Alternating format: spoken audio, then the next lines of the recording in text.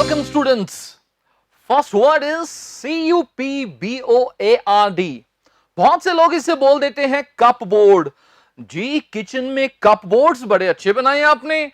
Wrong, इसे आपने cup board नहीं कहना है, इसमें हम पी नहीं उच्चारेंगे, तो इसका सही एक्सेंट है कबर्ड।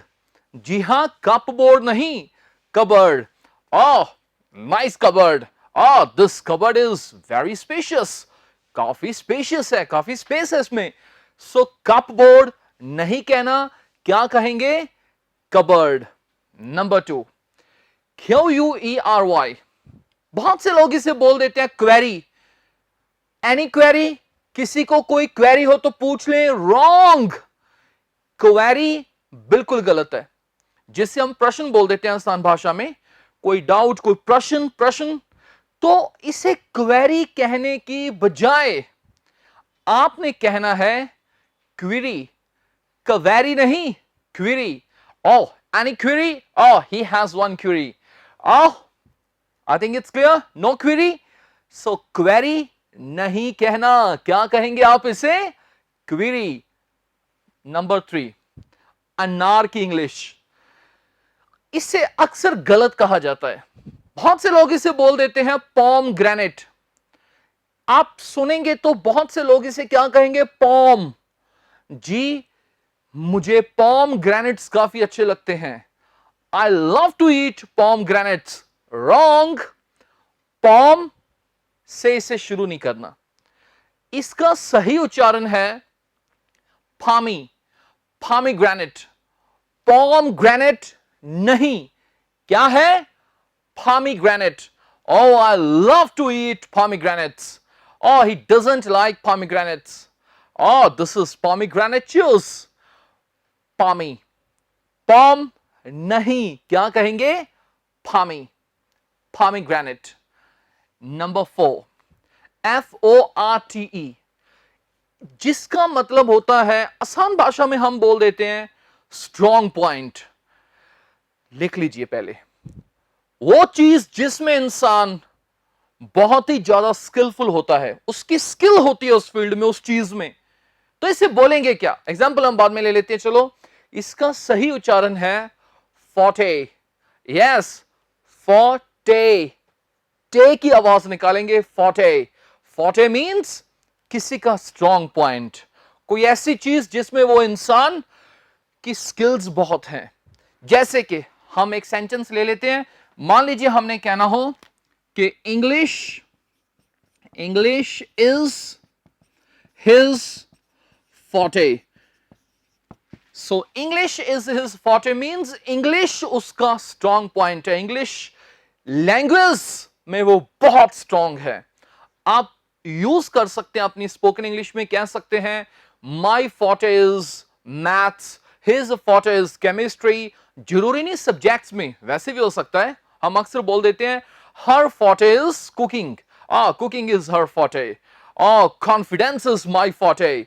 सो फोर्टे मींस वो चीज जिसमें इंसान स्किलफुल होता है, या आसान भाषा में हम बोल देते हैं उसका स्ट्रॉन्ग पॉइंट। सो आपको इंटरव्यूज में पूछ लेते हैं what's your forte. What's your forte means what's your strong point. Number 5, CARTON। आपने देखा होगा, जिसे हम अपनी भाषा में गत्ते का एक डिब्बा बोल देते हैं। यार, इन बॉटल्स को एक गत्ते के डिब्बे में डाल दो। तो आपने देखा होगा बहुत से लोग इसे बोल देते हैं कार्टून। यार, एक काम कर, एक कार्टून लेकर आ। ये कार्टून नहीं होता, ये है कार्टन। कार्टून तो अलग होते हैं, जो हम टेलीविजन वगैरह पर देखते हैं ना, वो कार्टून सीरियल्स, कार्टून प्रोग्राम्स होते हैं। लेकिन इसे हम बोलते हैं, जो गत्ते का डिब्बा होता है उसे हम बोलते हैं carton. Oh, this is the liquor carton. Oh, where is the carton?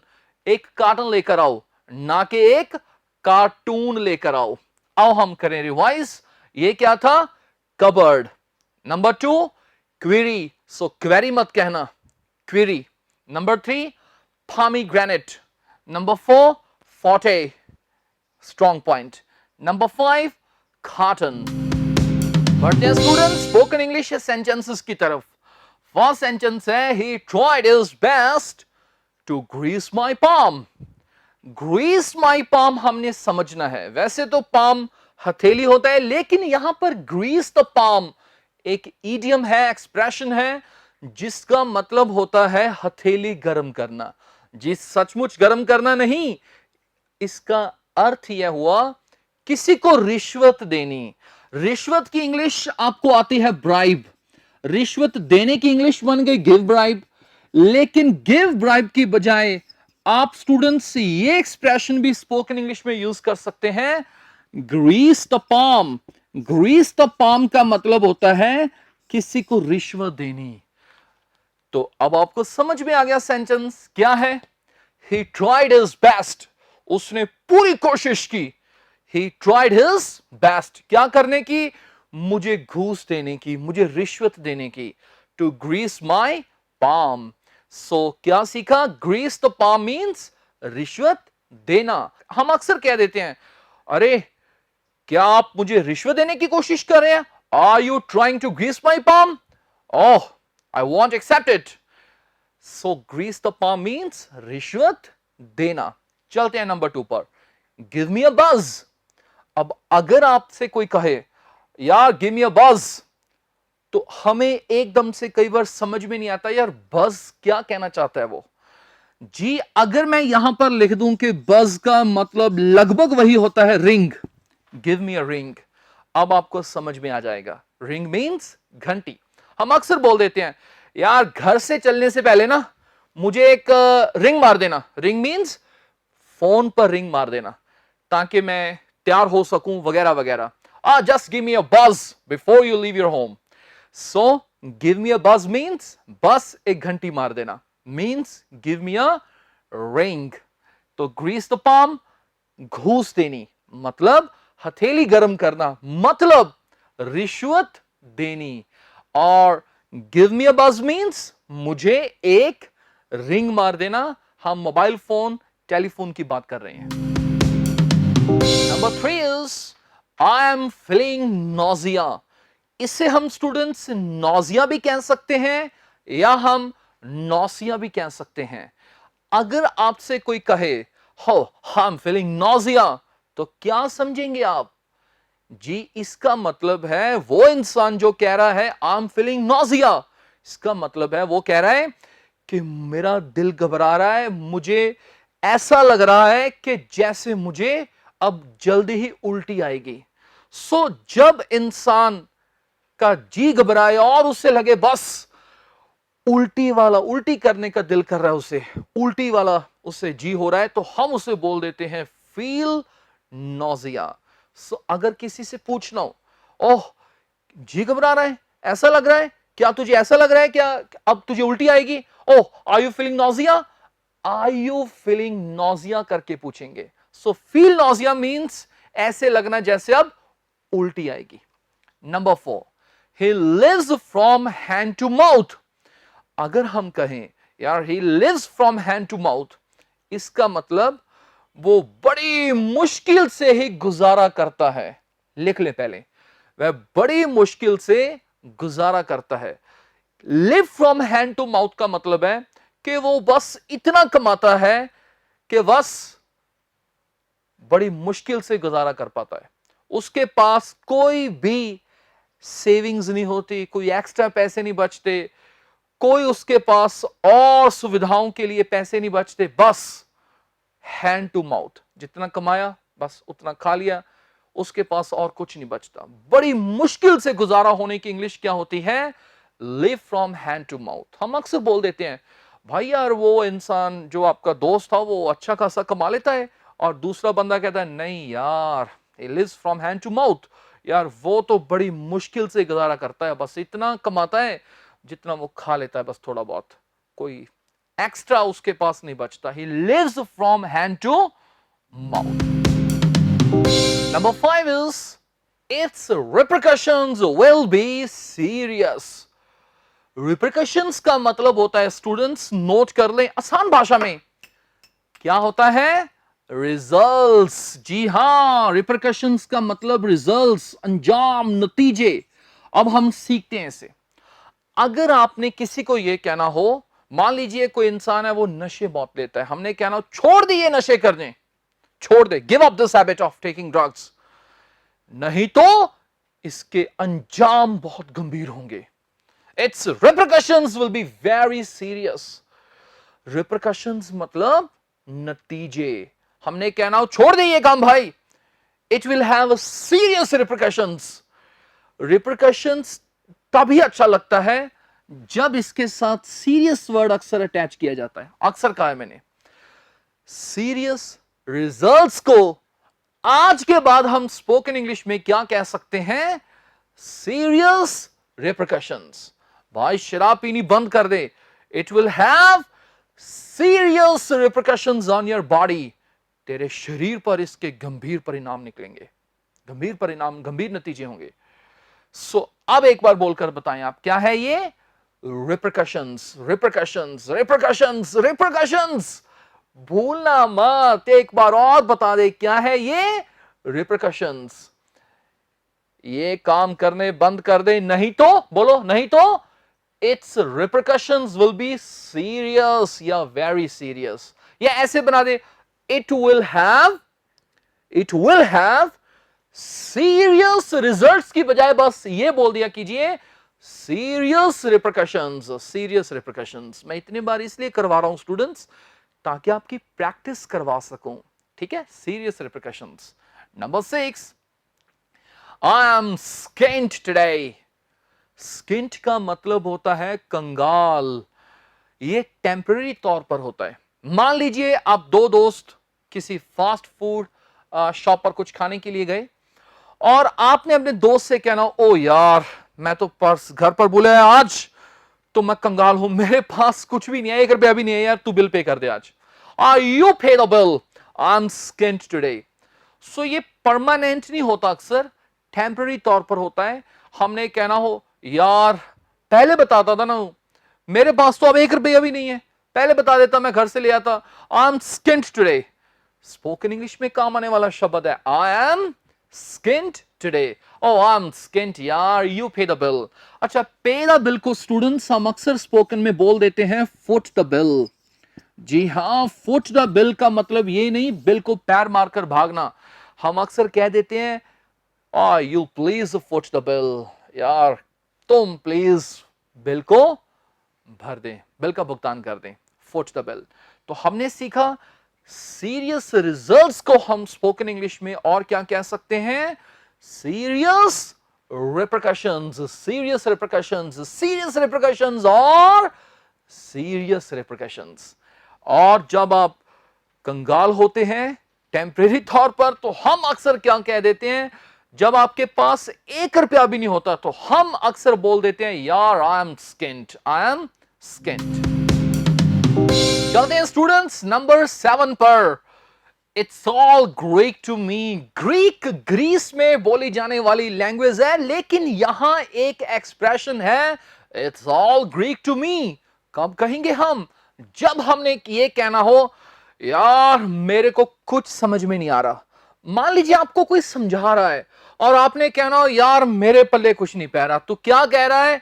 It's all Greek to me. हमारे लिए ग्रीक लैंग्वेज हमें नहीं आती, तो अंग्रेजों ने ये एक्सप्रेशन बना दिया, it's all Greek to me. मुझे बिल्कुल भी समझ में नहीं आ रहा। सो लाइफ में आपको काम आएगा ये एक्सप्रेशन। कोई आपको समझा रहा हो, कुछ बता रहा हो, आपने कहना हो, यार मेरे पल्ले कुछ नहीं पै रहा। मैंने अभी बताया है, मेरे कुछ समझ में नहीं आ रहा।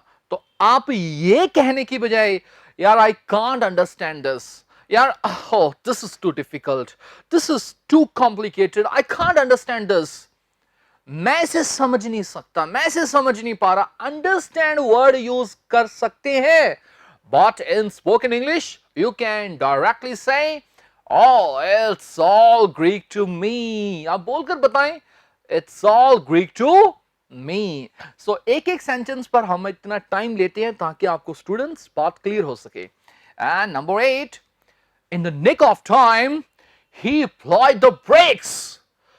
ये क्या होता है in the nick of time? इसे हम कह सकते हैं एन मौके पर, मतलब किसी चीज से बिल्कुल लास्ट मोमेंट पर, मतलब एन मौके पर हमने कहना हो यार ऐसा लगता था कि एक्सीडेंट होएगा, एन मौके पर उसने ब्रेक लगा दी और शुक्र है the accident did not occur, accident नहीं हुआ।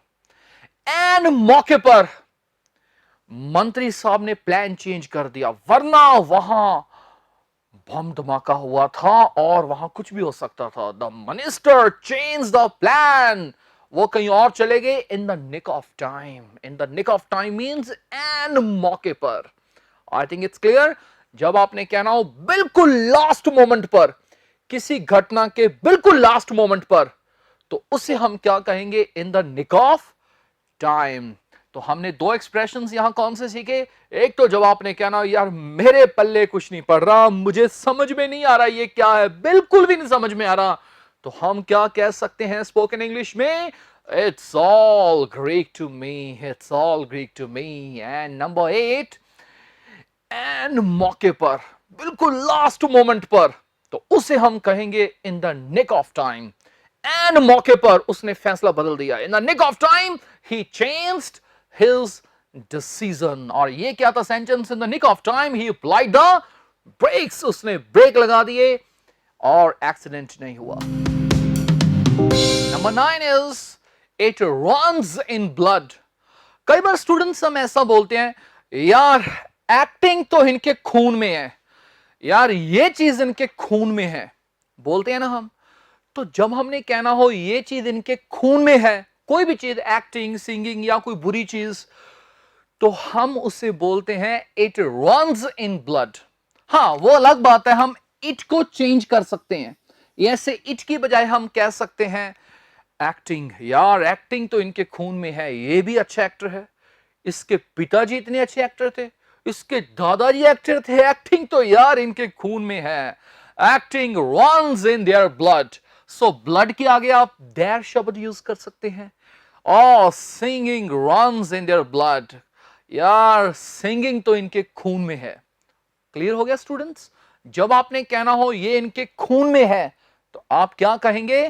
It runs in their blood या it runs in blood.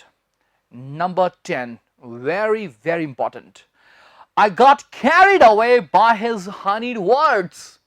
Honeyed words का मतलब मीठी मीठी बातें। मीठी मीठी बातें अक्सर किसी को फंसाने के लिए हम बोल देते हैं, ऊपर ऊपर से होती है मीठी मीठी बातें, उसे हम बोल देते हैं हनीड वर्ड्स। आजकल लोग बहुत करते हैं ना, मीठी मीठी बातें करते हैं और बाद में आपको धोखा दे देते हैं, उसे हम बोलते हैं हनीड वर्ड्स। पहले ये समझाया, अब ये एक्सप्रेशन हमने सीखना है, आई गॉट कैरिड अवे। सो असल में स्टूडेंट्स एक एक्सप्रेशन है, आप नोट कर लीजिए अलग से, gate carried away.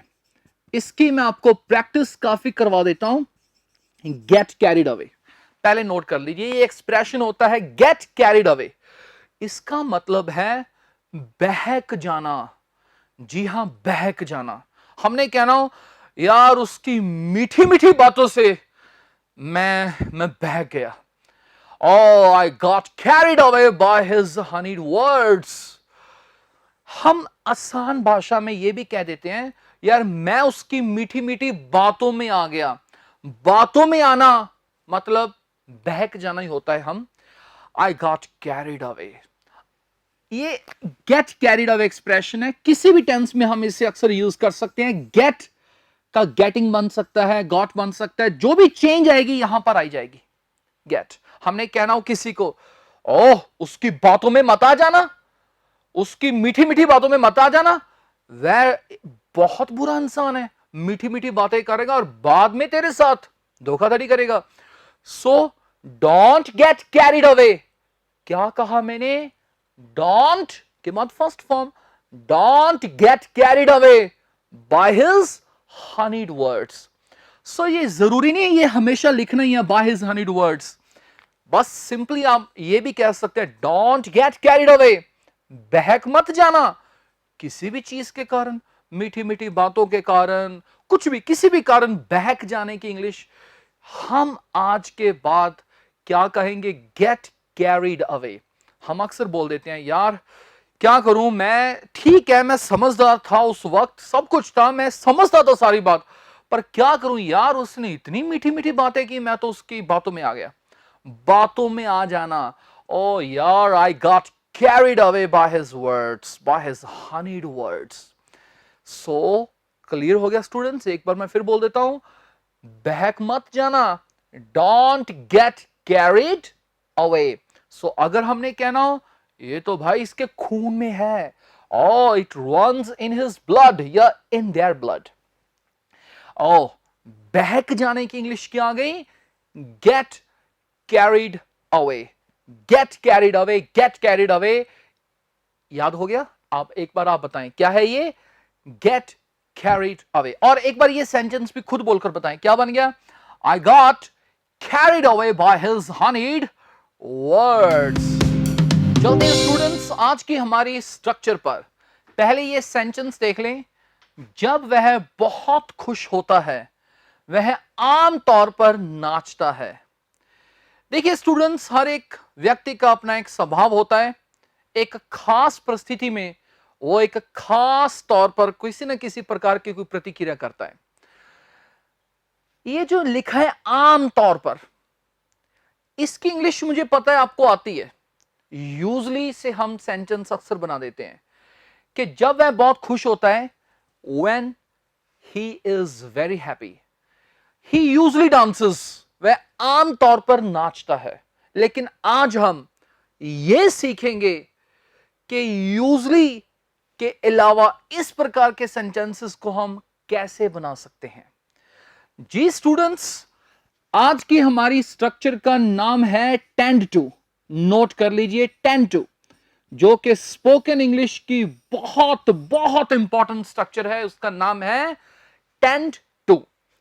Tend to का मतलब कि जब इंसान, जैसे ये सेंटेंस है, जब वह बहुत खुश होता है तो वह आमतौर पर नाचता है, इट मींस उसकी ये टेंडेंसी है ये काम करने की। चलो हम बनाते हैं सेंटेंस। जब वह बहुत खुश होता है, पहले हम इसकी इंग्लिश बनाएंगे when he is very happy. Simple तरीके से बनाया, when he is very happy, जब वह बहुत खुश होता है वह आमतौर पर नाचता है। ही यूजली डांसेस कहने की बजाय स्टूडेंट्स हम क्या कह सकते हैं? ही। ओके, अब यूजली की बजाय आप क्या करें, यहां ये लिख दें ही टेंड्स टू। टेंड एक वर्ब है यहां पर प्रेजेंट डेफिनेट में, ही के बाद यहां s. He tends to, he tends to dance. He tends to dance का मतलब ये हो गया कि उसकी ये टेंडेंसी होती है नाचने की। सो आमतौर पर वो नाचता है। सो ये नोट कर लें, एक बार बोलकर बताएं क्या बन गया? When he is very happy, he tends to dance। करते हैं प्रैक्टिस। अगला सेंटेंस है, जब मैं उदास होता हूं तो आमतौर पर मैं संगीत सुनता हूं। सो आई थिंक इट्स क्लियर, आमतौर पर इस स्थिति में मैं ये करता हूं। तो हम यूजली की बजाय टेंड टू यूज करेंगे आज, और टेंड टू से हम सेंटेंसेस बनाने सीखते हैं। जब मैं उदास होता हूं तो स्टूडेंट्स इसकी इंग्लिश बन गई when I am sad. When I am sad, जब मैं उदास होता हूं, मैं आम तौर पर यह काम करता हूं, मतलब मेरी टेंडेंसी ये है। तो आओ हम लिखें I tend to, I tend to. ही लिखा था तो टेंड्स आ गया, लेकिन आई के बाद हम एस नहीं यूज करते। आई टेंड टू लिसन, मैं क्या सुनता हूं? संगीत। I tend to listen to music. Listen के बाद हमने टू लगाना होता है जब किसी को सुनते हैं। When I am sad I tend to listen to music. मेरी ये प्रवृत्ति है कि मैं इस सिचुएशन में ये करता हूं, I tend to listen to music. Next students, जब वह थकावट महसूस करता है वह आमतौर पर चाय पीता है। आओ बनाएं, जब वह थकावट महसूस करता है, when he feels, when he feels tiredness। Tiredness का मतलब क्या आ गया स्टूडेंट्स? थकावट। आई थिंक इट्स क्लियर। अच्छा, टायर्डनेस को हम फैटीग बोल सकते हैं। फैटीग का मतलब भी आ गया थकावट। और एक नोट कर ले, एग्जॉस्शन। इसे बहुत से लोग बोल देते हैं एग्जॉशन, नहीं, एग्जॉस्शन। च की च कहना है, एग्जॉस्शन, एग्जॉस्शन, एग्जॉस्शन। मैं फिर बोल रहा हूं, एग्जॉस्शन, एग्जॉस्शन। आप भी बोलो यार, क्या है? एग्जॉस्शन, थकावट। When he feels tiredness, when he feels fatigue या exhaustion, वह चाय पीता है, आमतौर पर चाय पीता है। he tends to का मतलब क्या आ गया स्टूडेंट्स?